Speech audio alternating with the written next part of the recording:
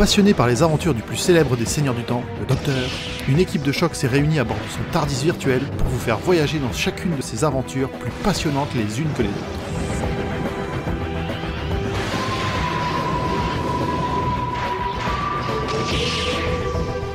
Bienvenue, vous êtes dans Docteur Watt.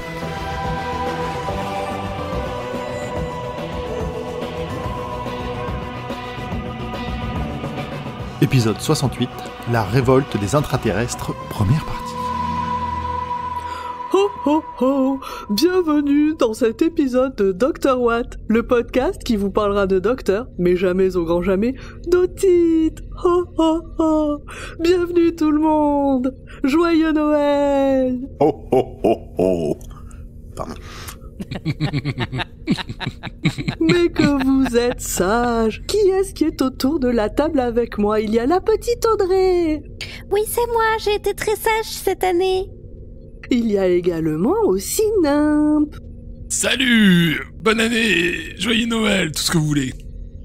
Et Zu alors, tu es là? Oui, je suis là! Ha, ha, ha. Et nous accueillons, oh qu'est-ce qu'on est content, le petit format, coucou. Coucou! Moi aussi, je suis trop content. Oh, oh, oh. Et qui est là pour nous raconter des histoires? Mais ça serait pas... Maman Pomme! Maman Pomme, oh oh oh. Bon, cette blague va vite saouler tout le monde. Ouais, J'ai l'impression d'être à l'école des fans. vous avez tenu jusque-là, bravo. Et maintenant, Si on va vous n'avez sur pas 17 encore secondes, quitté le exactement. podcast, vous êtes des vrais. Bonsoir C'est à ce donc moment-là tout le où monde. les intros scriptées vous manquent. Exactement. Vous aviez qu'à m'écrire une intro. Et oui, c'est moi qui ai repris les reines. Ouh, les reines, petit jeu de mots, vous l'avez, petit jeu de mots, joyeux Noël, tout ça, les reines. Parce que Grand Poil n'est pas avec nous ce soir, il ne sera pas avec nous la semaine prochaine non plus, parce que c'est un bon papa et qu'il avait des obligations de daron. Voilà. Mais on l'aime Mais très on lui pas. fait, Exactement, c'est ce que j'allais dire. on lui fait des gros bisous, on l'aime très fort. On lui fait des gros bisous, oui. Les gros poutous. Donc tout le monde va bien en cette veille de Noël? Oui. Oui. Oui. Oui. Nous allons bien. Alors, de quoi qu'on va parler aujourd'hui, Audrey? Oh, I'm going to regret this. Okay, right, first, general background.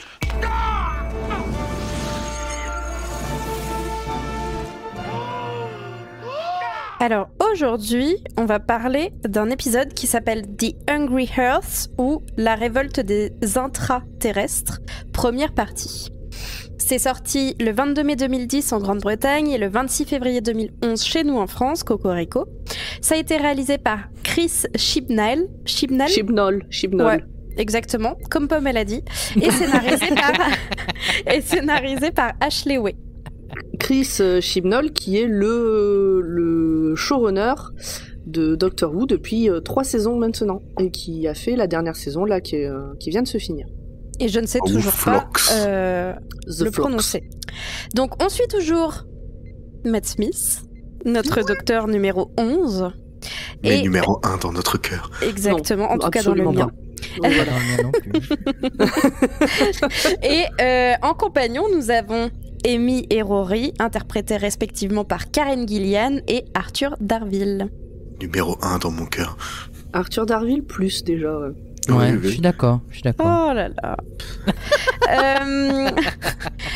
Nous retrouvons aussi la première apparition de Niamh McIntosh, et on ne parle pas d'ordinateur Apple dans cet épisode, qui joue ici le rôle d'Alaya et qui reviendra sous les traits de Madame Vastra. Mais comme vous en doutez, je ne sais pas qui est Madame Vastra. Ah bon?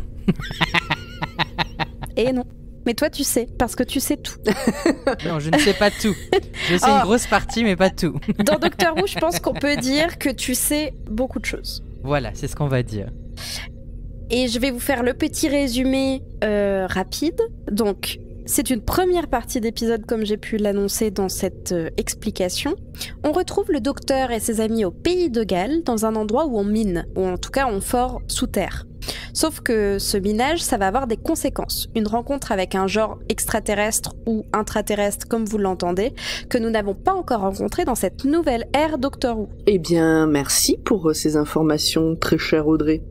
Avec Alors, plaisir. Qu'avez-vous pensé de cet épisode? Oh oh oh. Je vais pas m'en remettre. Je pense que je vais pousser à chaque fois. Moi non plus. Alors, donc cet épisode, qui veut commencer? Poum poum poum poum. Audrey. Moi j'ai beaucoup aimé, j'aime bien ce duo d'épisodes.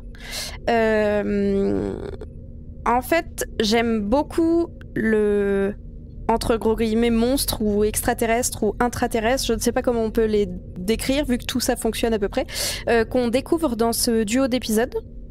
Et j'aime beaucoup les problématiques qui sont abordées. Mais on y reviendra plus tard, mais j'aime vraiment, je trouve qu'il y a une bonne synergie d'épisodes et tout ça. Après je vais pas vous mentir, je les avais vus et ils m'avaient marqué parce que je me souvenais d'une grosse partie du plot. Donc c'est un double épisode que je re-regarderai. De toute façon les doubles épisodes c'est qui tout double, soit tu les aimes bien soit tu les aimes pas, j'ai l'impression. Enfin soit tu les passes soit tu les re-regardes avec plaisir. Et pour moi c'est un double épisode que je re-regarde avec plaisir. Bah, je pense que comme c'est long, si t'as pas aimé, même un tout petit peu, bah tu le retentes pas quoi. Ok, Nimp. C'est pas un épisode c'est pas un double épisode que je remettais spécialement. Mais je suis content que du coup d'avoir été obligé de le faire pour l'enregistrement du podcast. C'est une bonne nouvelle. Déjà pour celui-là, il y a le début en fait que j'aime bien. Après, les hommes lézards, en fait, j'ai longtemps pas trop accroché. Jusqu'à un certain personnage avec Capaldi. Ok. Format, allez à toi. Ben moi j'aime déjà beaucoup la saison 5 de base, donc en fait ce double épisode je pense que c'est un rafraîchissement dans tout ce qu'on nous propose dans la saison. Et puis revoir les Siluriens, les intraterrestres, c'est quand même ouf, comme on dit dans le jargon des Jones. Ah oui, du coup, t'as vu, j'ai bien fait dans ma description de dire que c'était la première fois qu'on les voyait dans la nouvelle ère. Exactement. J'ai pensé à toi en écrivant mon résumé. On les voit dans la première ère. Mais moi, c'est ça que j'aime dans la série, c'est de revoir des antagonistes qui sont apparus dans les classiques, les revoir remodelés au goût du jour dans la nouvelle ère. Je trouve ça génial. Donc les revoir dans un double épisode très intéressant en plus, où il y a justement des enjeux qui sont vraiment bien exploités, je l'ai trouvé vraiment bien, vraiment. Ouais, surtout que on les revoit, mais si on les a jamais vus avant, on n'a rien perdu. Exactement, parce qu'en fait, tout est expliqué tout bien, mais comme à chaque fois qu'on les voit en fait. Peut-être pas dans les classiques, dans leur dernière apparition, mais à chaque fois, il y a une explication pour dire pourquoi ils sont là, dans tous les cas. Très bien, Zu. Et toi alors? Je suis un peu mitigé sur cet épisode, dans le sens où j'aime tout dedans, mais il manque l'étincelle. C'est vraiment la pire phrase de c'est pas toi, c'est moi, tu vois. Mais donc, voilà, c'est exactement mon ressenti sur ce double épisode. C'est pas lui, il est très bien, mais il y a quelque chose en moi qui ne vibre pas autant qu'il devrait, parce que les problématiques abordées sont super, il y a du rythme, les Siluriens sont ouf, il y a Matt Smith qui est incroyable, il y a des gadgets, il y a tout, il y a tout, mais je n'ai pas vibré. Bon. Et tu sais dire pourquoi? Ben non. Ok. Bon, bah des fois ça arrive, c'est tout. Hein, et ça me frustre énormément. Des fois c'est peut-être dû juste au moment où tu l'as vu, ou l'état d'esprit, ou ça peut... Voilà. C'est pas lui, c'est toi. Voilà. C'est pas lui, c'est moi. Et toi, c'est lui ou toi? C'est toi. Alors... Moi, je pense pas l'avoir vu souvent cet épisode. Je m'en souvenais très peu. Je savais qu'il existait, mais je m'en souvenais très peu. Donc, j'étais agréablement surprise de le revoir. C'est mon épisode de réconciliation avec Dr. Matt Smith aussi. Et du coup, je comprends mieux pourquoi quand même Matt Smith, dans mon souvenir, j'avais une bonne accroche avec ce docteur. Et j'avais un très bon souvenir de ce docteur. Et en voyant le début de cette saison, je comprenais pas pourquoi j'avais ce souvenir-là. Et ça fait partie des épisodes qui me font dire « Ah, mais oui, mais c'est après, en fait. » c'est pas les débuts de Matt Smith qui font que j'ai accroché à ce docteur, c'est après. Et donc c'est cool.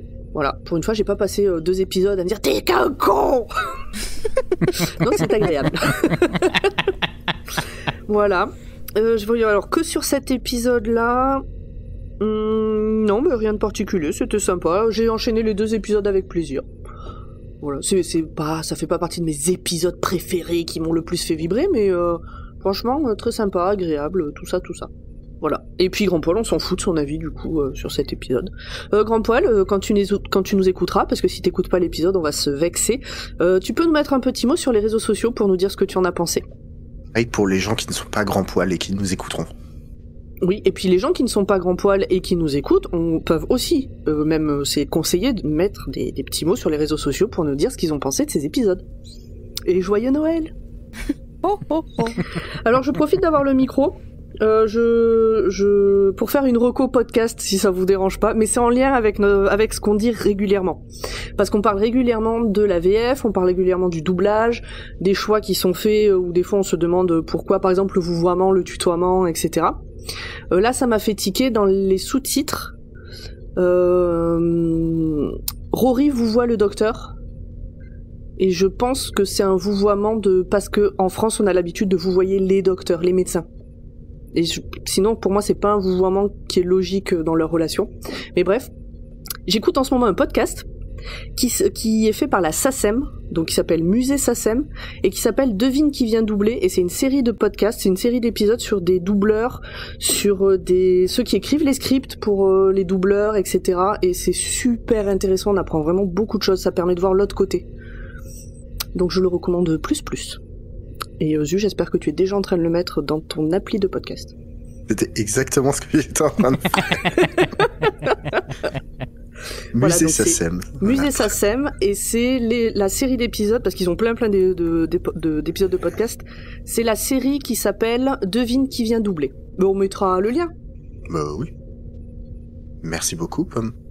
Mais avec plaisir. Bon, est-ce qu'on est prêt à attaquer ? Je nous sens un peu mou, là, Bah, allez. On est chaud patate, et en plus, devinez qui fait le résumé. Eh ben c'est toi, Pomme. Pou. On est chaud. This is a fixed point. This must happen. This always happens. Don't worry. Allez, nous voilà au fin fond de la campagne galloise. Il ne fait pas beau, mais c'est pas grave, le calme environnant me donne envie d'être là-bas aussi.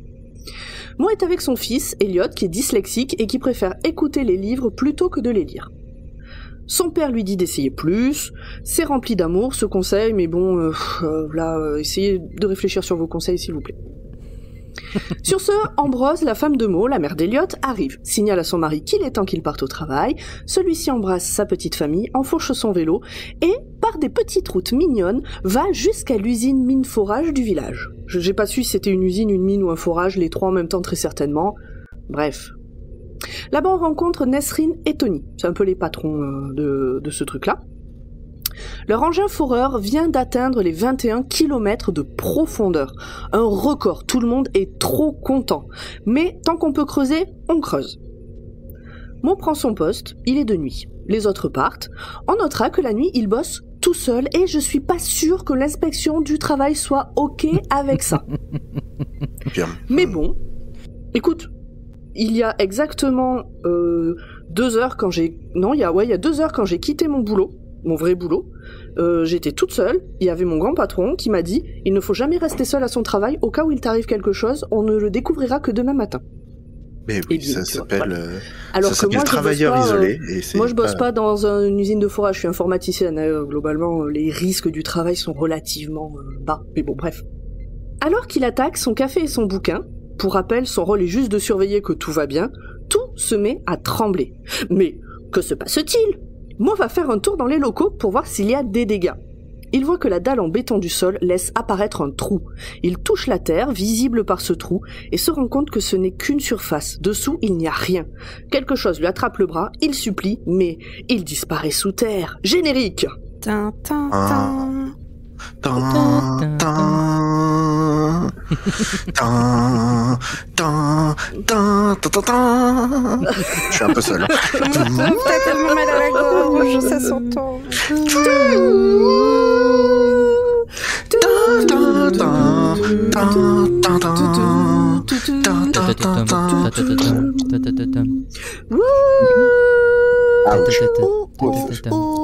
C'est bon, c'est fini. Envoyez-nous vos génériques. Pitié. J'adore toujours cette partie. Nous sommes donc en 2020. Il est dur le générique de la saison 5 à chanter en plus. Je l'ai pas Ouais, retenu, il est très moi. difficile. Il est plus aigu que les saisons précédentes. Ouais, et puis il est un peu C'est plus clair et tout. grave. Il est aigu et grave en même temps, tu sais, il est un peu... Ouais, Enfin, c'est ça. grave au sens un peu plus dark. Il est corse, quoi. Il est Exact. polyphonique. C'est ça, il est corse. Nous sommes donc en 2020, soit 10 ans dans le futur par rapport à la timeline de Amy et Rory. Puisque en vrai, c'est un an... D'ailleurs, il n'y a pas de pandémie, personne porte de masque, c'est n'importe quoi cet épisode. Vraiment, ils sont... C'est clair. Aucune responsabilité. Bah, c'est le Royaume-Uni. Ouais. C'est vrai. Ils pensent que le docteur les amène à Rio, mais ils se retrouvent dans le froid de la campagne galloise. Rory commence à s'inquiéter de la capacité du docteur à les ramener chez eux juste avant le mariage comme prévu. Enfin un qui se pose ce genre de questions. Sur une colline, en face, on voit deux personnes qui font coucou. Le doc se rend compte que ce sont Amy et Rory du futur. Puis, il voit l'usine mine au fond de la vallée et y descend en courant. Rory reste au Tardis pour aller ranger la bague de fiançailles d'Amy au cas où elle la perde. Il est alors pris pour un policier par Ambrose et Elliot, donc la maman et le petit garçon d'avant le générique, parce que je pense que ce générique vous a fait oublier tout le début de cet épisode. Il ne les contredit pas. Il dit pas oui, je suis policier, mais il dit pas non. Et puis il les suit jusqu'à une tombe de laquelle le mort aurait disparu, comme dans d'autres tombes, peut-être avalé par la terre. Le doc et Amy ont rejoint la mine et rencontrent donc Nasreen, la patronne, et Tony, son assistant. Mais un séisme commence et Amy se fait avaler par le sol. Et on la voit disparaître, elle dit « Non, je veux pas !» Le docteur dit « Oh, t'inquiète pas, je vais te sauver !» Bon, puis elle disparaît. Mais voilà. Cette scène elle est forte. Ah, oui, elle est puissante. Hein. Ouais. Est-ce que vous avez vu le behind the scene, enfin les bonus, comment ça a été fait en fait, le fait que Amy soit rentrée à l'intérieur? Oui, Non. ça me dit quelque chose. Il y a une couche de plastique avec de la terre dessus et elle passe juste la tête à travers, non? Exactement. Ouais. C'est trop bizarre. C'est trop bizarre. On peut le voir dans les Doctor Who Confidential de la saison 5. C'est ça, mais je l'avais vu là, à l'époque je l'ai regardé. Je m'étais arrêté à celui de The Beast Below parce que j'avais vu des choses que je ne voulais pas voir en termes de gluants et de... Donc en fait, la foreuse a atteint une zone programmée pour se défendre si elle se fait attaquer. D'ailleurs, il y a des machins qui remontent à la surface par des tunnels et ils ont peu de temps, alors pas les machins, le docteur et ceux qui restent là ont peu de temps pour réagir. Tout le monde se réfugie dans l'église parce que, elle est là, donc autant l'utiliser. Elle est en pierre. Elle est en C'est pierre. parce qu'elle est en pierre, d'accord, ok. Tu connais les trois petits cochons? Ah oui, c'est vrai, la maison en Eh pierre, ben, voilà. d'accord. Ok, je me doutais que s'il y avait une vraie raison, vous la connaîtriez. Rory et Ambrose sont dans le coin, ça tombe bien. Donc ils se rejoignent, le doc explique à Rory la disparition de sa fiancée mais lui promet de la retrouver. Il dit à un moment, alors c'est plus tard mais c'est pas grave, il dit à un moment que personne ne va mourir aujourd'hui. Bon, lol. Pendant ce temps, les machins ont mis un bouclier autour du village pour simuler la nuit. Ça fait partie de leur plan. Les machins. Bah à ce moment-là, c'est des machins. Exactement, ce sont des machins. Pendant que ça bidouille dans autres. l'église, les autres. Pendant que ça bidouille dans l'église, Elliot disparaît. Il va chercher son casque chez lui. Sa mère et son grand-père, oui, parce que Tony, en fait, c'est le père d'Ambrose et donc c'est le grand-père d'Elliot. Donc, après sa disparition, donc, ils partent à la recherche du gamin. Ils se font attaquer par un des machins qui a une langue de caméléon et qui touche le cou de Tony avec. Et ça a l'air de faire mal. Caméléon, Bah si. je sais. Caméléon Tu sais, serpent, je dirais moi. Mais non, Ouais, tu sais, il lance la langue pour choper une mouche et le ramener dans sa bouche. Ok, oui, ok, d'accord, oui. Parce que, oui, d'accord, ok. Je voyais pas la langue de caméléon comme ça, je la voyais plus molle. Peut-être je confonds, c'est peut-être pas de caméléon, mais... Bon, Non, vous voyez, si, avec la ouais. description, vous Oui, avez oui. dû... Voilà. Ça fait... C'est un Yoshi, quoi. Mais c'est pas un serpent, hein. Le serpent, il va pas coller comme ça. Ça ressemble un peu, vous voyez, les mains gluantes là qu'on lance sur le mur pour que ça colle. Oui, Ah ouais. oui, exactement. Ben voilà. Donc le Doc et Rory attrapent le machin, et il s'agit en fait d'une version évoluée d'une ancienne race que le docteur connaît bien, les Siluriens. Donc maintenant, les Siluriens ont Amy et Mo. Donc Mo, on vous rappelle, c'est le père de Ambrose, c'est le père d'Eliot et le mari d'Ambrose. Donc ils ont Amy et Mo en otage, et nos amis ont Alaya, qui a l'air d'être une tête brûlée, puisque elle, tout ce qu'elle veut, c'est mourir pour que ça déclenche une guerre. D'ailleurs, elle dira plus tard qu'elle sait qui parmi les humains va la tuer. Ouh. Une vraie fanatique. Elle explique aussi que sa tribu vit sous ce village depuis toujours ou presque, mais que le forage a attaqué leur lieu de vie, ce qui a réveillé les guerriers. Ou moi j'ai plus l'impression que c'était des guerrières, mais Il y a les deux. il y a les deux. Ok. Il y a les deux, ouais. Ils sont habillés tellement pareil que c'est vrai que du coup, bon. Donc ça a réveillé les guerriers pour les protéger. C'est le bio-machin, la bioprotection qui a fait ça. En fait, les Siluriens vivaient jadis sur Terre, il y a fort longtemps, et À elles l'époque de méprisent... Petit Pied. Oh, même avant, non? Oh, Pour une non, fois, j'ai la ref. pendant les petits pieds, ouais, c'est ça. À l'époque des petits pieds, ok. À l'époque des petits pieds, ouais. Et si vous avez la ref, envoyez-nous un gif sur les réseaux sociaux. Merci. Un gif associé à la ref, évidemment. Et donc, Oui. elle méprise les humains qu'elle appelle les primates. Le doc les appelle des Homo reptilia. Et moi, perso, j'aime bien le concept de Homo reptilia. Alors en anglais, elle les appelle apes. Oui, c'est les Et- singes. Ouais, c'est ça. Je crois que c'est les gorilles ou un truc comme ça. Bah c'est Planet of the Apes, donc c'est la planète des singes. Voilà, c'est comme ça qu'on... Oui, c'est J'ai ça. la c'est, ref. T'as la rêve Tim Burton ou avant? Tim Burton a fait une planète des singes. Pardon. Oui. Je savais pas. Mais là, c'est moi qui ai pas la ref. À la 3e ref d'Audrey, ça fait carton plein. Qu'est-ce que tu gagnes avec le bingo? Eh bien, vous le saurez en fin d'émission. Bah, ça Putain, te faut qu'on laisse réfléchisse. le temps de finir d'enregistrer pour réfléchir. Ouais. Avec Et un peu arrêtez temps, de ça faire n'aura des pas d'autres références refs. parce que sinon ça va. Je vais faire une référence vraiment de quand moi j'étais petite pour que Audrey dise je sais pas de quoi vous parlez, bim, ça arrête le bingo. Donc bref, le doc prend Nasreen avec lui, qui s'impose en fait, et il va sous terre. Enfin, ils vont sous terre. Il précise bien lourdement qu'il faut impérativement qu'Alaya reste en vie pour pouvoir espérer revoir Amy et Mo vivants. Très lourdement. Pendant ce temps, Amy se réveille. Elle est attachée à côté de Mo et elle est sur le point de se faire disséquer vive, comme lui il a été avant, parce que du coup il a été ouvert, farfouillé, tout ça vivant et conscient, et puis après ils l'ont refermé. Et donc il est toujours en vie pour en parler. Et un chirurgien silurien arrive, Amy hurle. On revient sur le doc et Nasreen qui découvrent l'étendue de la ville sous leurs yeux et surtout la quantité de soldats endormis. Point Star Wars. Fin. Oui, bah oui. C'était clairement une scène de l'attaque des clones. Comparer, ouais. Tu remplaces toute la flotte par le centre de la Terre, mais oui, c'est ça.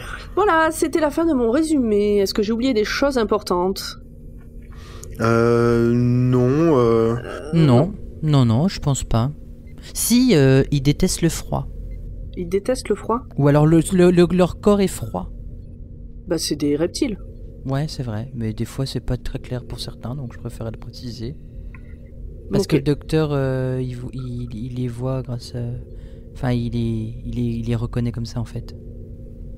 C'est Lui, grâce il à avait ça qu'il deviné- reconnaît que ce sont des Siluriens. Il avait deviné que c'était des Siluriens, les machins qui remontaient. Ouais. Ok, ça je l'avais pas compris.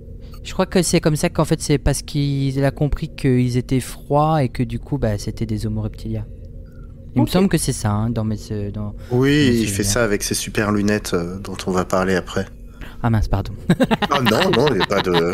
Je mets un point d'honneur à ce qu'on discute de ces lunettes parce que Ah, d'accord. j'adore ces lunettes.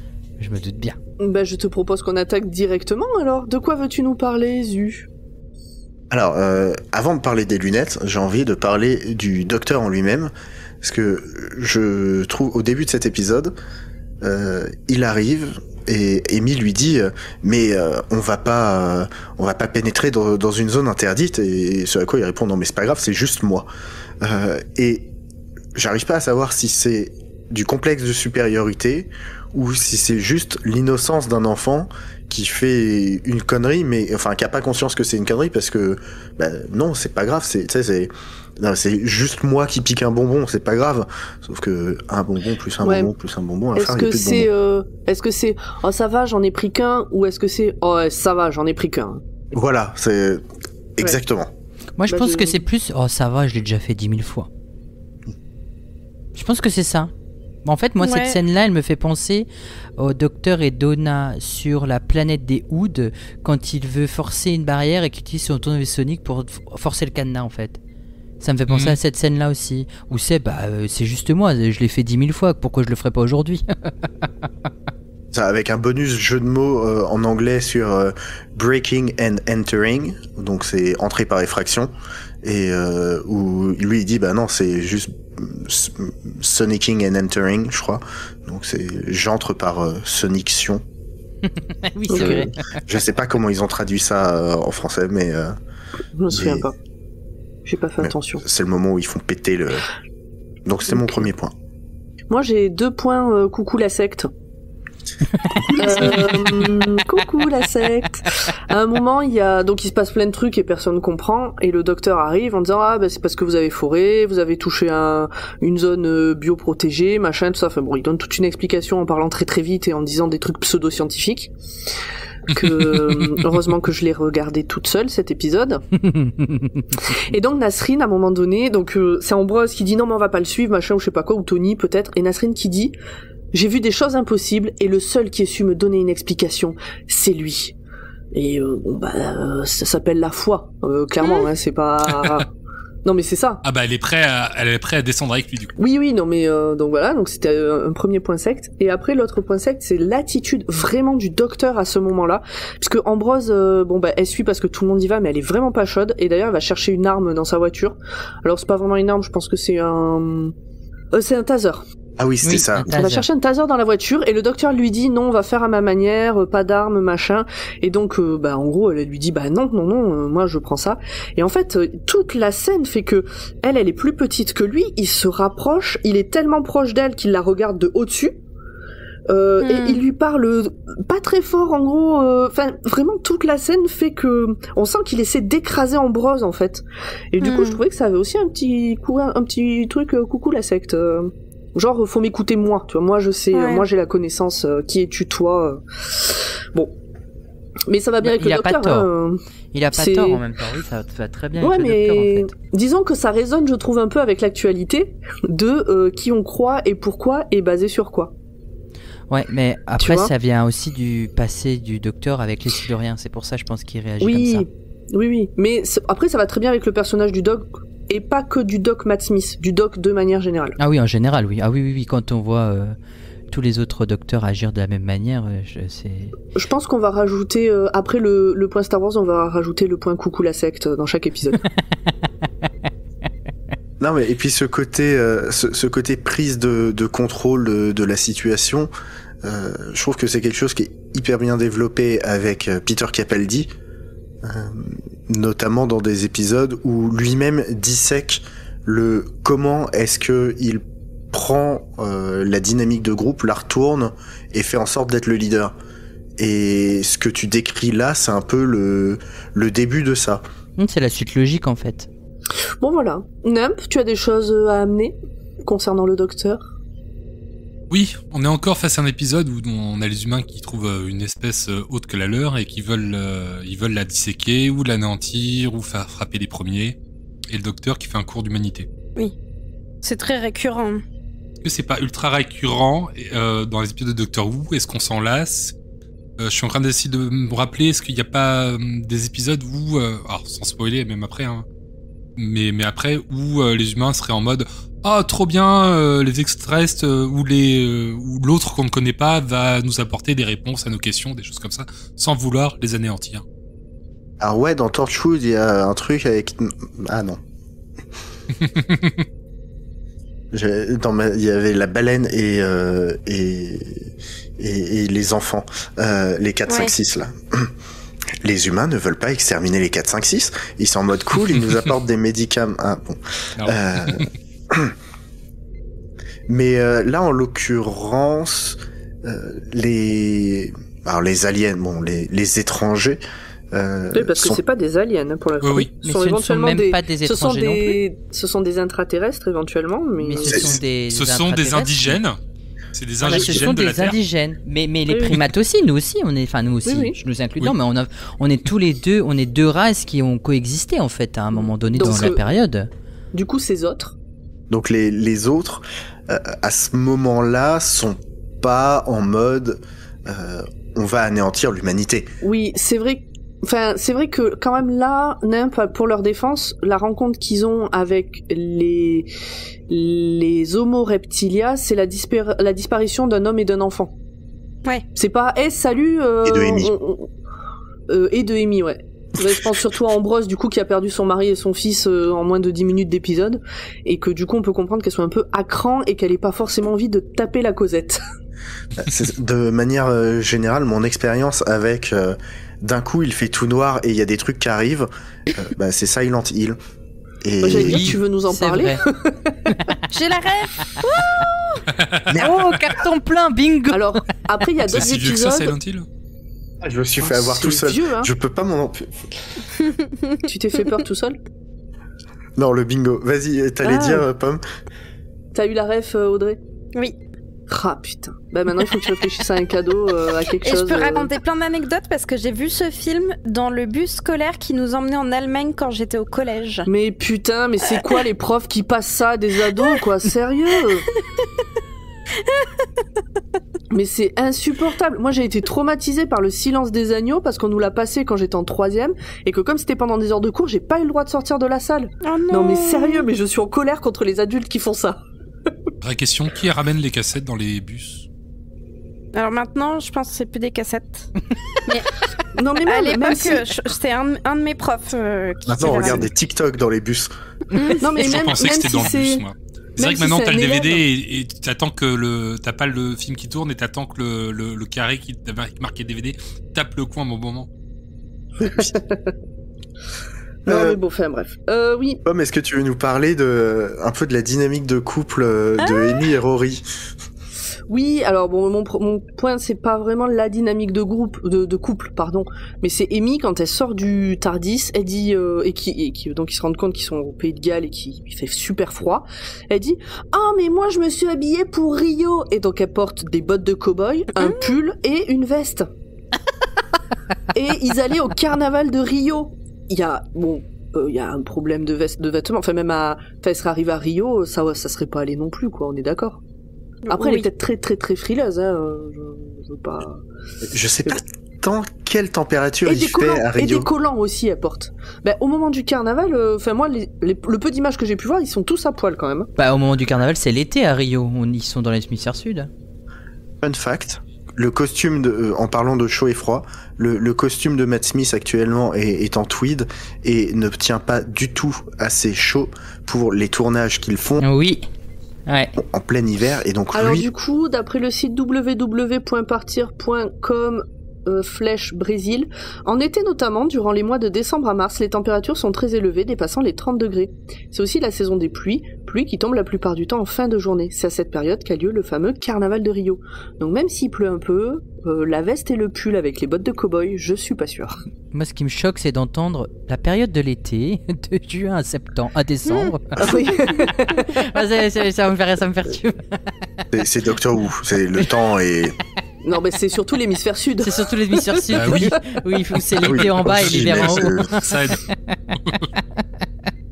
Bon voilà, c'était mon point fashion. Sinon, j'aime toujours comment elle s'habille. J'aime beaucoup. Voilà. Elle est classe, Amy, ouais. Classe mais simple. C'est ça. Ouais. Connasse. Ces gens qui font pas d'efforts. C'est clair. Moi, du coup, Zu, tu nous parles des Siluriens, toi? Bah oui, parce que c'est la première fois donc qu'on les voit, et bon, on les aime pas, ils sont nouveaux. Qu'est-ce qu'on en pense de ces bestiaux? Moi, je trouve que déjà visuellement, ils claquent. Non, mais ils sont classe. Ils sont classe. Alors nous, on n'en voit pas beaucoup. On voit Kalaya.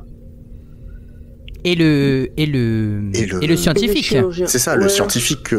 Justement, moi, je trouve que la différence physique qu'on peut avoir entre Alaya et le scientifique, fait que par rapport à d'autres aliens qu'on a pu voir, ah oui, c'est pas des aliens, nanana, par rapport à d'autres races non humaines qu'on a pu voir, espèces, bah là il y a vraiment des différences morphologiques. Tu vois, quand tu vois des Sontariens par exemple, bon, oui, je suis d'accord. Non, mais... Oui. D'ailleurs, c'est ce qui manque. Il manque une race de Sontariens qui est beaucoup plus orange, et ça serait des Sontariens doux. C'est comme les patates douces. Après, faut que tu en parles à ceux qui les clonent. Hein. Alors, si je peux me permettre, la patate douce n'a rien à voir avec la pomme de terre. Et pour cela, je vous propose d'aller écouter l'épisode dédié de la réponse D. Je sais pas s'il sera déjà sorti ou pas à ce moment-là, mais en tout cas, il y aura un épisode spécial sur la pomme de terre, sur l'histoire de la pomme de terre. Et on y apprend que la patate douce n'a rien à voir avec la pomme de terre. Voilà. Merci. C'était le point corpo. Le costume fait pas penser, enfin, la tête, elle fait pas penser un peu à une certaine araignée. La tête des Siluriens ? Ouais. Ah, l'arachnos. L'arachnos, ouais. J'étais en train de penser aussi au fait les personnages féminins. Bon, là, c'est 2 sœurs, donc du coup, elles se ressemblent, mais on voit une Silurienne plus tard dans la série qui ressemble beaucoup aussi encore. Donc. Oui, d'ailleurs, c'était en introduction, on a dit qu'elle était jouée par la même actrice, donc c'est normal qu'elle se ressemble. Oui, là, c'est normal. Du coup, les 2 sœurs, c'est la même actrice aussi. Ça, j'ai pas vérifié. Oui, si, il me semble que oui, que c'est la même actrice.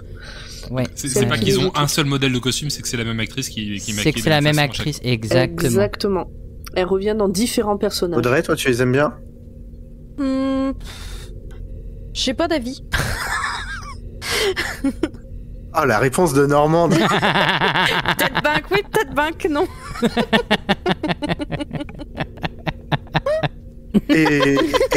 Merci Audrey. Non, j'ai une question subsidiaire. Format, toi qui es plus adepte des classiques que nous, est-ce que tu trouves que ce retour des Siluriens est fidèle à ce qu'on a pu voir dans les classiques ?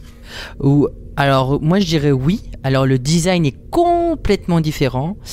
Et en fait, on apprend dans cet épisode qu'il existe plusieurs espèces de Siluriens en fait, plusieurs comme nous sur Terre au niveau de la couleur de peau par exemple, même si je fais pas de différence, mais c'est un peu ça l'idée en fait. Il existe plusieurs espèces différentes. Je crois que le docteur utilise le mot tribu. Ouais, ou tribus, voilà, c'est ça, c'est comme des tribus ou des choses comme ça, c'est exactement ça. Et elles sont partout en dessous de la terre, cachées, enfin voilà, et même dans les classiques, je crois que c'était, je sais plus si c'était pas une histoire de forage, mais il y avait une histoire où Unit creusait dans une grotte, il me semble, où il y avait des Siluriens, donc c'est pareil, ils ont été réveillés de force par les primates, quoi. Il me semble que c'est ça, le tout premier épisode qui s'appelle Doctor Who and the Silurians. De mémoire, c'est un truc comme ça, effectivement. J'adore cet épisode avec le 3e Docteur. Tu le recommandes ? Moi j'adore le 3e Docteur, donc je recommande toute son ère, mais Doctor Who et les Silurians, il est vraiment bien. Il est vraiment très très bien, et puis il y a Unit, donc le brigadier des Spiritual, donc voilà, c'est... Il faut le voir. Zu, t'as un point gadget. Oui, alors déjà parce que enfant j'adorais l'inspecteur Gadget, donc j'adore les gadgets. Voilà. Non, dans la saison 2 dans la saison 2 de la New, David Tennant portait des lunettes 3D rouge et bleu pour voir les particules du vide. Et ben là, Matt Smith porte des lunettes 3D de cinéma pour voir en vision thermique. Donc on a une évolution et de l'utilité et des lunettes. Je trouve ça fort. Mais non, je trouve que un peu comme la lampe UV dans Vampire of Venice, qui est la seule qualité de Vampire of Venice, j'aime bien ce gadget et j'aime bien le fait que le docteur sorte des trucs improbables comme ça de ses poches. Ce qui m'amène à une question pour vous. Déjà, est-ce que vous avez aimé ces lunettes ? Et ensuite, si vous pouviez vous faire un gadget comme ça à la con à partir d'un objet du quotidien, qu'est-ce que ça serait ? Alors, c'est je me trop souviens bonne question. absolument pas des lunettes. S'il les met justement, c'est là, je pense que c'est cette partie-là où il voit qu'elle a un corps froid et qu'il en déduit que c'est une Silurienne. Ouais, mais je m'en souviens absolument pas. Je pense que j'aimerais trop avoir un stylo gadget comme l'inspecteur Gadget. Et qui ferait quoi ? C'est-à-dire genre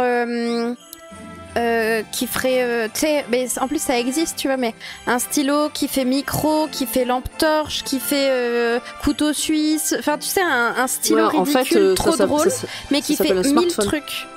Voilà, un couteau suisse, je viens de définir un couteau suisse, hein, mais... mais en stylo. Mais en stylo.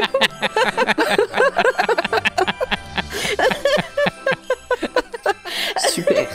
En fait, je suis vraiment nulle. Genre, on me demande quel gadget de rêve de ouf que t'aimerais avoir, et je dis un stylo. Moi, j'imagine bien une sorte de tissu, mais qui serait replié sur lui-même. Et du coup, ça pourrait servir dedans. Genre, on pourrait mettre un stylo suisse, du coup. Et puis des lunettes 3D. Et genre, il y aurait comme des bandes qui permettraient d'accrocher ça aux épaules. Je sais pas si vous voyez un peu l'idée. Je pense que ça serait ouf. Tu viens de définir un manteau ou Non, pas du tout. Chers auditeurs, si vous avez compris, mettez un petit message, s'il vous plaît. Dites-moi que vous avez compris. Dites-moi, dites le mot. Merci. Et toi, Nimp, t'as une idée ? Un truc tout petit, mais qui se transforme en vélo. Enfin, un truc qui permet de me transporter. Enfin, voilà. Un vélo pliable ou une trottinette, quoi, du coup. Ouais, ou alors une capsule corp dans Dragon Ball. Ouais, un stylo exactement. trottinette. Un stylo trinette. Un stylo trinette suisse. Quelque chose qui permet de faire... J'adore les stylos. Hein. Et qui adore la faire le Suisse aussi, dernier apparemment. kilomètre facilement, quoi. Et toi, Format ? Moi, j'aimerais bien avoir un gadget qui, quand tu as fini quelque chose que tu aimes manger ou boire, tu places la boîte ou le contenant à l'intérieur, et quand tu le ressors au bout de quelques minutes, eh ben, c'est de nouveau plein. Mais ça s'appelle un supermarché, ça. Oui, ben non, parce que là tu remplaces, alors que là tu gardes le même contenant. Mais en plus, on deviendrait riche parce qu'on dépenserait plus d'argent dans la nourriture. Comme un robinet à lasagne, en fait. Exactement. J'allais dire comme un coup de fil à Uber Eats, mais... Oui, aussi. T'as fini, tu rappelles et le mec revient. Mais ça marche que quand t'es dans un pays civilisé qui a Uber Eats. Exactement. Pas dans ma Les appellerions Paris. Voilà, ça c'est pour faire plein de copains. Paris, hein. Oui, Voilà. quand même. Pendant que... Tu vois, j'aime bien parce que j'ai lu cette question et je me suis dit, j'ai été idiot parce que j'ai pas réfléchi à une réponse et vous m'avez bien laissé le temps d'en trouver une. Et moi j'aimerais bien un sifflet que quand tu siffles dedans, ça fait du silence. Ben, c'est ce qui se passe déjà, non ? Oui, Non, c'est plutôt que de faire un gros bruit strident, ça fait une zone de silence autour de toi. Ouais, mais du coup, imagine t'as un sifflet normal et tu siffles pas dedans, ça fait du silence du coup. Non. Tu vois l'idée ? Alors, en fait, toi, tu voudrais oui. siffler qu'on n'utilise pas, quoi, qui resterait posé Non. sur les étagères. Je veux un sifflet que quand je souffle dedans, tout devient silencieux autour de moi. Il faut que tu continues à souffler tout le temps, du coup. Si, Ben je oui. sais ce que je veux comme gadget. Tu vois le briquet de Dumbledore ? Exactement, pourrais c'est ce que j'allais dire. Je t'adore, Zu. La Bah, connexion. moi, je veux ça pour la lumière et toi, tu veux ça pour le son, c'est ça ? Exactement. Et bah, Passer des bonnes soirées avec Audrey et Zu. Ah, ton sifflet, Sa gueule dans le noir. Sans lumière, sans son, ouais, dis donc. c'est un À sifflet différence qui les fait... sons et lumière, Audrey et moi, on fait les sans son sans lumière. et je pense que tous les migraineux, si vous êtes migraineux et que vous nous écoutez, tous les migraineux du monde rêveraient d'avoir ces deux objets aussi. Hein. Franchement, si Tous vous êtes les migraineux migraineux et du que vous monde nous... pouvaient se Ouais. donner la main. Si vous êtes migraineux et que vous nous écoutez, ben on remercie votre sacrifice parce que vraiment vous êtes pas depuis le début de cet épisode. C'est clair. Les pauvres. Je vous propose de passer au moment choisi. Quel est votre moment à vous ? Zu, tu commences ? Oui, c'est pas quand Titi et Grominet mènent l'enquête, c'est bien quand Rory mène l'enquête. J'aime bien cette petite scène où il est au fond de la tombe et il est au fond du trou, non même pas. Mais voilà, où il essaye de donner le change. C'est un moment très what would the doctor do? Que ferait le docteur à ma place? Qu'est-ce que ferait le docteur à ce moment-là? Et voilà, il essaie de donner le change. Même le gamin qui a 8 ans voit totalement à travers son jeu, mais c'est pas grave, il tente le coup. Et je trouve ça beau. C'est apparemment le passage aussi préféré de Grand Poil, d'après ce qu'il a écrit, d'après ce qu'il nous a écrit. Eh ben voilà, Il a Grand écrit Poil. Détective Rory et le gamin trop malin. Vous êtes trop connectés. Mais grave. Format, t'as une idée en tête ou pas? Ou tu veux qu'on te laisse un peu de temps? Non, j'ai une idée en tête. Moi, j'aime beaucoup le moment Oh là là, il est parfait. où le docteur dit au gamin qu'il faut qu'il dessine l'emplacement de toutes les caméras et que le gamin dit oui, je suis dyslexique et que le docteur qui dit oui, ben Einstein aussi il l'était. Et je trouve ça génial. Mais oui, mais Ouais, putain, je j'adore. l'avais oublié. Ce Parce que passage. du coup, Et- c'est un moment où le docteur remet quelqu'un en valeur, et chose qui n'avait pas été fait au début de l'épisode puisque le père baissait la valeur de son fils en disant qu'il fallait mieux qu'il lise des livres plutôt que de les écouter. Et j'ai trouvé ces passages très intéressants, et après il lui dit même oh regarde, t'es aussi doué que Léonard de Vinci, et lui aussi était dyslexique. Ah, ça, c'est en Alors, anglais. Parce qu'en en français, il me semble qu'il dit. Donc, Elliot dit bah, je peux pas, je suis dyslexique. Le docteur lui dit c'est pas grave, moi, je sais pas monter les blancs en neige. Ah oui, il y a ça aussi. Ouais, il fait une réponse à Mais la je trouve con. que ça a plus d'impact du tout Et- de dire Einstein aussi, et alors... Ouais, non, mais ouais, il fait une réponse à la con, genre, mais c'est quoi le rapport? Tu vois? Et, Oui, en gros, et c'est ça, pas oui. mal. Alors, quand même, pour le réhabiliter un peu le père, au début, il a une réponse qui est pas maligne, mais qui est pleine d'amour quand même. Il lui dit Oui, pas, oui, bah, je me doute bien, je me doute bien. Tu pourrais lire, hein? Non, c'est vraiment. Oui, bon, je me doute c'est bien. maladroit. C'est surtout pour C'est l'aider. Voilà, maladroit, c'est mais, très maladroit, mais c'est dans l'idée où le docteur met en valeur justement une problématique et enfin qu'il la mette en valeur et qu'il la prenne pas comme une problématique justement. C'est ça le truc. Ça, je trouve ça génial. J'avais complètement oublié ce passage alors qu'il m'a marqué quand je l'ai vu. Et je vais en profiter pour faire une reco sauvage d'un auteur de BD qui s'appelle Florent Chavouet, qui fait des BD sur le Japon, dans lequel il dessine des cartes qui me font beaucoup penser à la carte que dessine Elliot, et qui sont, voilà, c'est des BD qui sont très sympas.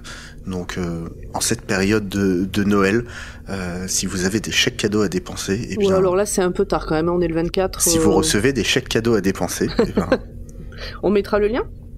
on mettra le lien en description. Yes. Pomme, je crois que c'est à toi. Moi, c'est ce que je disais au début, c'est un peu l'épisode qui me réconcilie avec le docteur, et notamment au tout début, quand Rory reste au Tardis pour déposer la bague. Enfin bref, le docteur sait pas pourquoi, juste il le voit rester au Tardis, il s'éloigne avec Amy, et il dit à Amy, mais il va savoir nous retrouver, Rory, et c'est la première fois qu'il s'inquiète pour Rory. Enfin, ça a l'air... il le dit pas sur un ton de moquerie, genre il va savoir nous retrouver, ton compte copain là. On sent que c'est important pour lui que Rory se perde pas. Et pour moi, c'est à ce moment-là, quand je vois cette scène, je me dis ah, Rory, ça y est, c'est un compagnon. C'est plus le mec de la compagnonne, c'est un des deux compagnons de... Je vois ce que tu veux dire. Mais du coup, est-ce que l'acteur de Rory est crédité au générique? Non, il y a que Karen Gillan qui est au générique de cet épisode. Ok, donc du coup, pour moi, tant que l'acteur il est pas inscrit au générique du début, il fait pas forcément partie Oui. du compagnon du docteur, même s'il voyage avec lui. Ça a été Oui, je suis... Ouais. Je suis d'accord, j'ai déjà vu des débats sur ce sujet, et pourquoi est-ce qu'on dit pas que Captain Jack c'est un compagnon, etc. Mais même River, dans quand on la voit réapparaître dans le deuxième épisode de la saison 5, ça fait 2 fois qu'on la voit. Elle voyage dans le Tardis aussi. Pourquoi on la créditerait pas aussi? Moi, c'est juste dans l'attitude. Où pour moi, pour le docteur, c'est plus le parasite que se trimballe son ami, quoi. Il fait partie du voyage, de l'équipe. C'est un peu ce moment où l'autre personne dans ton couple se met à dialoguer avec des amis à toi sans passer par toi. Mais c'est ça. C'est exactement ça. Mais c'est comme c'est pareil pour le grand-père de Donna, alors c'est exactement la même chose. Même je crois qu'il est crédité dans le dernier épisode du 10e Docteur, mais est-ce que même s'il n'est pas crédité, est-ce qu'il est quand même considéré comme un compagnon? Même Jackie Tyler, c'est pareil, elle a jamais été créditée. Est-ce qu'elle est considérée comme une compagnonne alors qu'elle a quand même monté dans le Tardis, elle a quand même vécu des aventures avec le Docteur? C'est ça aussi la subtilité du compagnon dans la série. Ouais, mais ouais, je comprends. Mais tu vois, dans l'attitude par rapport à Jackie Tyler, pour moi, elle a toujours été présentée dans la série comme étant la mère de Rose. C'est vrai. Et là, Rory, jusqu'à cet épisode, était le fiancé d'Amy. Et j'ai l'impression que là, il devient Rory. C'est vrai. C'est plus Amy et son fiancé. Là, c'est Amy et Rory. Bon. Oui, contrairement à Mickey. Ouais. Qui restera toujours le mec chelou. L'ex de Rory. Oui, ou l'ex de... Non. Ou le mari de... Non. Non. Non, vous avez qu'à écouter nos épisodes. C'est clair. De la célèbre et la magnifique Martha Jones, bien entendu. De la célèbre et de la magnifique. Non. C'est pour ça que Audrey prenne cet exemple en particulier. Je sais. Bon, Audrey, toi, ton passage à toi, c'est quoi? Alors, en fait, je suis un monstre. Et je regarde Doctor Who avec de plus en plus du second degré. Et en fait... mais ce podcast nous fait du mal. Ouais, mais j'adore, moi. Enfin, voilà. Et en fait, quand Amy, elle tombe, j'étais butée de rire, mais pendant 10 minutes, j'ai mis en pause l'épisode tellement j'ai trouvé ça ridicule. Voilà. Non, mais là, peut-être la fatigue. Ouais, je pense ça, ouais. Mais en vrai, c'est le moment marquant pour moi de cet épisode, et ça...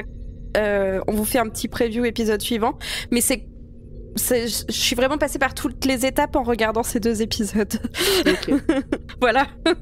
Mais vous savez. Bien. Vous n'avez rien à rajouter? Tout a été dit.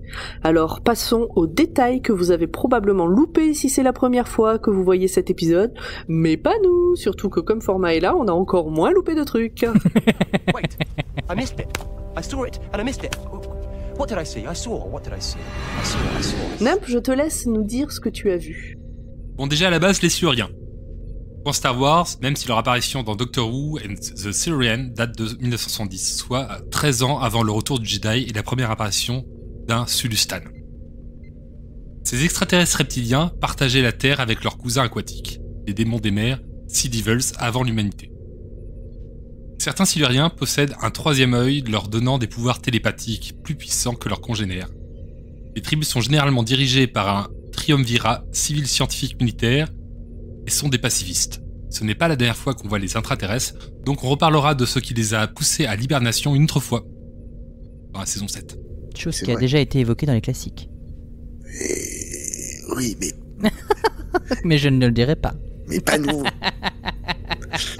Mais alors, pour les auditeurs et les auditrices, ils peuvent pas avoir l'image, mais on leur enverra la diffusion.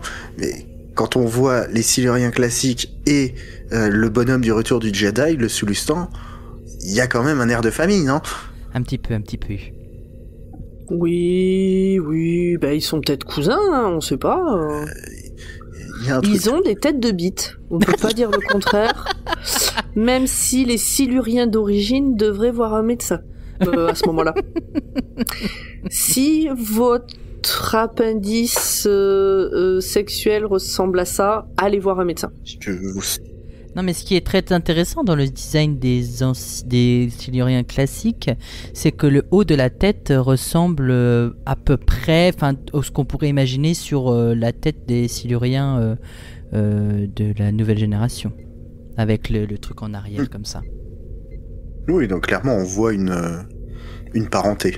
Exactement. Et les Siluriens aussi dans les séries classiques n'avaient pas forcément d'armes dans mes souvenirs.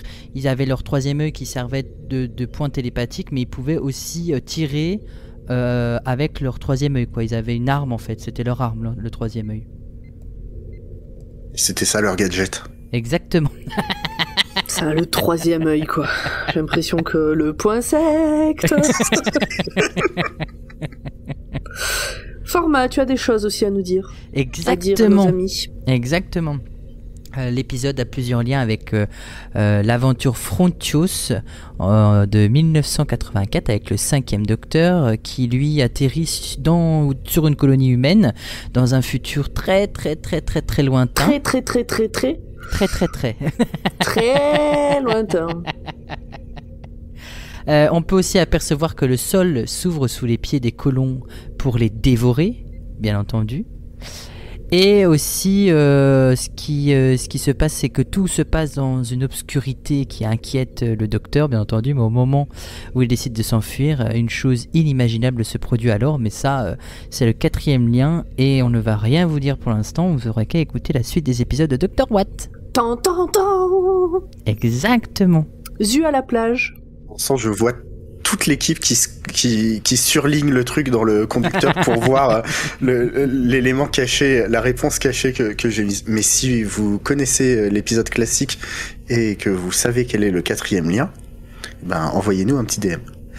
Alors, en cette période de Noël, je vous emmène à la plage.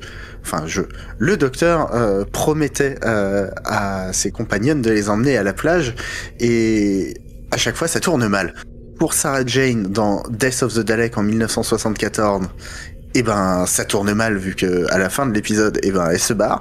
Pour Martha Jones dans l'animé The Infinity Quest, eh ben en 2007 ça tourne mal, mais là c'est l'animé en général qui tourne mal. Pour Donna Noble dans Silence of the Library, mon cœur saigne pour Donna dans cet épisode. Et malheureusement, c'est pas la dernière fois que le docteur nous reparlera de plage, mais ça, on s'en parle en fin de saison. Mais il y a un autre épisode avec le 2e docteur où il se retrouve pareil, le TARDIS atterrit dans la mer et il se retrouve sur une plage et pareil, il se passe plein de trucs bizarres. Je crois que c'est Fury from the Deep, il me semble. Je suis pas encore. C'est un épisode avec le 2e docteur, avec je crois qu'il y a Victoria Waterfield et Jamie McCrimmon en tant que compagnon. Mais je peux me tromper. J'ai un doute sur Jamie, mais je crois qu'il était déjà là. Je te dirai quand j'y serai. Ouais. Faut que je les revoie, mais 800 épisodes, bordel. C'est un certain investissement. C'est comme One Piece, tu vois. Regarder, c'est compliqué. Exactement. Surtout qu'il me reste que 2 histoires. Hein. Oh là là. On aura peut-être bientôt un nouveau confinement. Vous n'aurez plus que ça à faire. Je travaille. Oui, mais je parle aux deux, là. Ah, d'accord. Je travaillerai. Oui, bon, ben, format, il aura plus que ça à faire. Il fera un Dr. Watt classique, et puis voilà. Allez, c'est parti. Qui c'est qui me suit? Moi, hein. Alors, des anecdotes sur l'épisode, peut-être, très chers amis. Oui. Qu'avez-vous à nous raconter? Le saviez-vous? Non. On n'avait pas dit qu'on bannait ne saviez-vous d'introduction Non. Ah mince, j'ai oublié de vous envoyer le mémo. Il doit être dans ma boîte de brouillon. Je ferai Moi j'aime Non. bien, je trouve ça drôle. Il faut le dire sur une intonation différente à chaque épisode et franchement je suis sûre que nos auditeurs adorent. Neuf Le a très bien fait, je saviez-vous? trouve. Initialement, l'épisode durait 60 minutes et a donc dû être charcuté d'un bon quart d'heure. D'ailleurs, dans le script original, Mo et Amy devaient être emprisonnés en sous-vêtements avant la scène de la dissection, mais cette unité a été jugée non nécessaire. Justement, il y a Grand Poil qui nous envoie par télépathie sa remarque sur la question de la nudité. Il pense que c'est un coup de Chibnall, mais que Moffat a dû réduire un peu le truc en lui disant « Alors, j'ai vu ce que t'as fait avec la Cyberwoman, Amy, on va la laisser habiller. » Moi, je vous avoue que dans les points, dans le point à retenir de l'épisode, j'ai failli mettre mot torse nu, mais bon. Eh bien, nous avons fini. Je crois que il est d'abord temps pour Format de faire son point pub. Exact. Qui es-tu? D'où viens-tu? Que fais-tu dans la vie? Dis-nous tout. C'est super gentil. Oh, Eh ben, oh, je oh. suis je suis Formagate. Mais ce rire. Rire professionnel. Exact. Je En vais. fait, c'est son prénom c'est Formaguette. Oh mais qu'est-ce qu'on s'amuse dans ce podcast. Je suis ambiance hors d'air. Je me balade dans vos villages, dans les fêtes, pour faire rire les gens. Je suis vos Airwick de poche. Il est rire grammeur.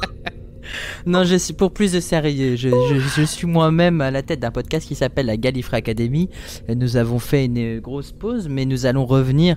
Alors, vous écoutez aujourd'hui Dr. Watt, mais demain, le jour de Noël, va sortir la 3e Gallifrey Academy Christmas Special. Donc, si jamais vous avez envie de basculer à la Gallifrey Academy demain, n'hésitez surtout pas.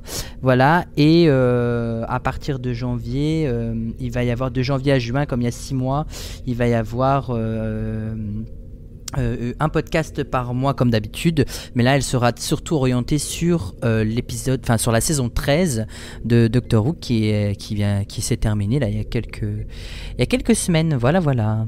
Bien, mais très bien. Tu veux nous parler de ton Twitch ou pas ? Bah, si vous voulez, après je stream sur Twitch, ça n'a rien à voir avec Doctor Who, mais quand des Whovian passent et qu'on parle de Doctor Who, ça me fait super plaisir, peu importe les jeux que je joue. C'est pareil, c'est Formaget, si jamais vous voulez me retrouver, il n'y a pas de souci, mais c'est pas le point le plus important pour Doctor Who, mais c'est quelque chose qui me fait plaisir. Pour Doctor Who, d'accord, mais est-ce qu'on t'entend rire ? On m'entend rire très souvent et il y a beaucoup de Dorothée parce que je suis un fan du club Dorothée, donc je sais jamais. Putain, moi à chaque fois que je passe c'est toujours le même jeu horrible avec des gens qui se font crocheter. Tu passes jamais au bon moment, c'est pour ça. Et il n'y a jamais de club Dorothée, mais c'est quoi cette affaire ? T'as jamais eu des chansons du club Dorothée pendant non, le... moi j'ai eu que les crochets de boucher. Moi j'ai eu les deux, et ensemble ça fait un mix super étrange, mais ça marche vraiment du tonnerre. Et je mets des coups de fouet aussi. Bah, super. Mais très bien. Et puis on se fait des bisous. Des gros bisous et joyeux Noël. Joyeux Noël. Ciao, joyeux Noël à vous. Ciao. À bientôt.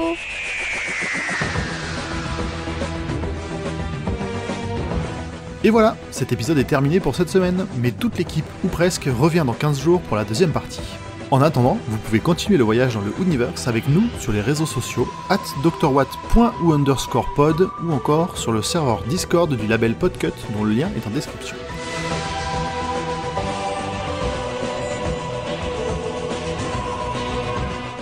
Vous pouvez aussi nous soutenir via le Patreon du label sur patreon.com/podcut afin de nous permettre de financer les 25 podcasts du label.